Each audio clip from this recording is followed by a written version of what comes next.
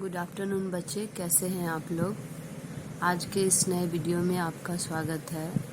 जैसे कि हम लोग कल के वीडियो में महादेवी वर्मा के जीवन दर्शन के बारे में अध्ययन किए थे, तो आज हम लोग मेरा मिटने का अधिकार कविता के बारे में अध्ययन करेंगे।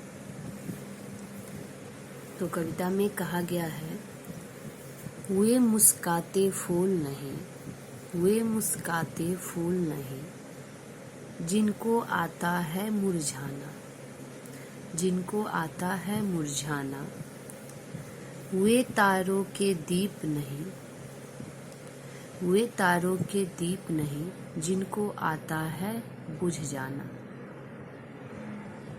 ठीक है,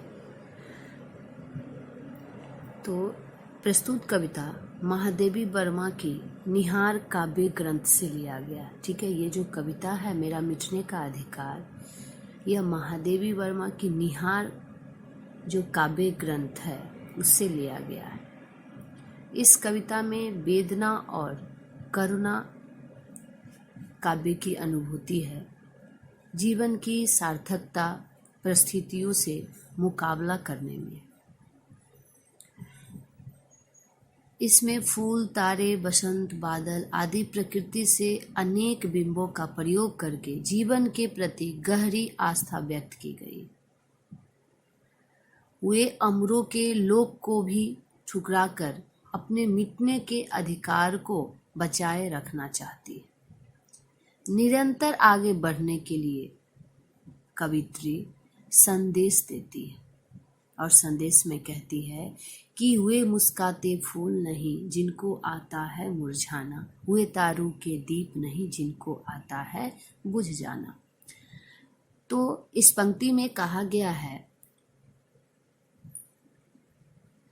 अपने परमात्मा से संबोधित करती है और कहती है, हे देव, मैंने सुना है कि तुम्हारे लोक में फूल सदैव मुस्काते हुए खिले रहते हैं, जिन्हें मुरझाना नहीं आता है। तुम्हारे यहाँ दीप रूपी तारे भी हमेशा जगमगाते रहते हैं और वे बुझते नहीं, और वे बुझते नहीं। महादेवी वर्मा देवलोक की इस विशेषता को महत्वहीन मानती है।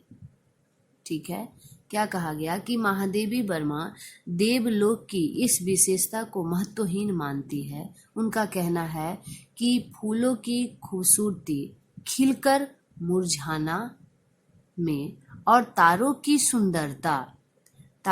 सुंदरता जगमगाकर बुझ जाने में है।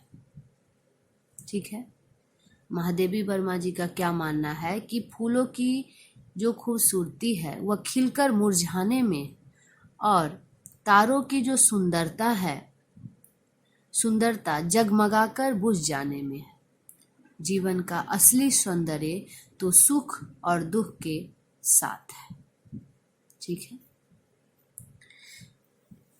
नेक्स्ट है, वे सुने से नयन नहीं, जिनसे बनते आंसू मोती, वे सुने से नयन नहीं, जिनसे बनते आंसू मोती, वह प्राणों की सेज नहीं, वह प्राणों की सेज नहीं, जिसमें बेशुद्ध पीड़ा सोती।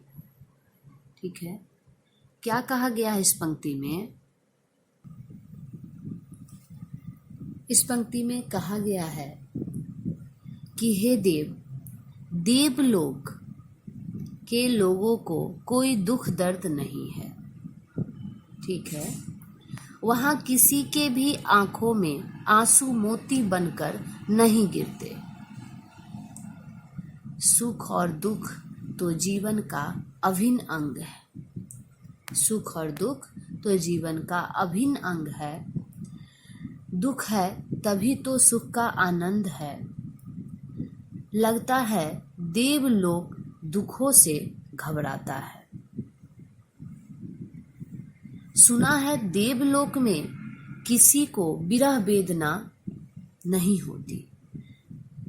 सुना है देवलोक में किसी को विरह वेदना नहीं होती। वह अपने परमात्मा के वियोग में कोई तड़पता नहीं है। प्रेम का महत्व तो वियोग से, बिछड़ने से ही मालूम होता है। ठीक है, महादेवी वर्मा का कहना है कि देवलोक में किसी को विरह वेदना नहीं होती, किसी को बेसुध पीड़ा, ठीक है, बेसुध पीड़ा, विरह वेदना नहीं होती। वहाँ अपने परमात्मा के वियोग में, वहाँ अपने परमात्मा के वियोग में कोई तड़पता नहीं है। प्रेम का महत्व तो वियोग से, बिछड़ने से ही मालूम होता है।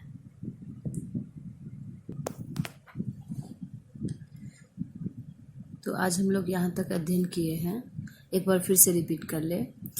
वे मुस्काते फूल नहीं जिनको आता है मुरझाना। और इस कविता में कवित्री जो लेखिका है महादेवी वर्मा, वह परमात्मा को संबोधित करती है। ठीक है, परमात्मा को एक संदेश देती है और कहती है कि देवलोक में फूल हमेशा सदैव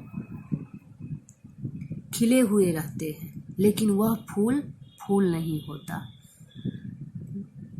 जो फूल खिलने के बाद मुरझाता नहीं है, वह फूल फूल नहीं माना जाता है। ठीक है, नेक्स्ट है, वे तारों के दीप नहीं जिनको आता है बुझ जाना। ठीक है, इस पंक्ति में भी कहा गया है कि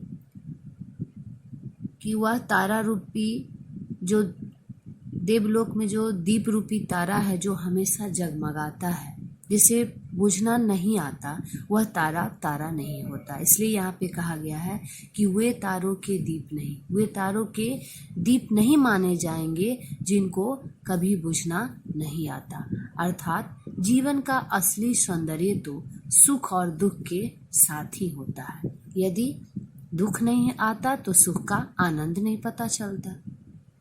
नेक्स्ट है, वे सुने से नयन नहीं जिनसे बनते आंसू मोती। ठीक है, कहा गया है कि वह नयन किसी काम का नहीं होता जिसके आंखों में आंसू नहीं बनते, आंसू के समान मोती नहीं बनते। वह नयन नहीं होता। वह प्राणों की सेज नहीं जिसमें बेसुध पीड़ा सूती। वह प्राणों की सेज जो कोई काम का नहीं होता, जिसमें विरह रूपी पीड़ा नहीं सूती है।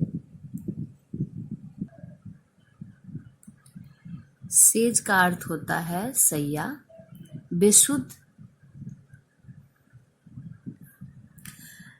जिसमें शुद्ध बुद्ध न हो, पीड़ा अर्थात कष्ट, दर्द। ठीक है, तो इस पंक्ति में महादेवी वर्मा अपने परमात्मा से कहती है कि देवलोक के लोगों को कोई दुख दर्द नहीं है। वहाँ किसी के भी आंखों में आंसू मोती बनकर नहीं गिरते हैं। सुख और दुख जीवन का अभिन्न अंग है। दुख है तभी सुख का आनंद है। लगता है कि देवलोक दुखों से घबराता है। सुना है देवलोक में किसी को विरह वेदना नहीं होती। ठीक है, किसी को विरह वेदना नहीं होती। वह अपने परमात्मा के वियोग में कोई नहीं तड़पता है। अर्थात प्रेम का महत्व तो वियोग से है, बिछड़ने से ही मालूम पड़ता है। ठीक है, तो यहाँ पे महादेवी वर्मा बताती है कि प्रेम का महत्व तो वियोग से है, बिछड़ने से है, विरह से है, कष्ट से है।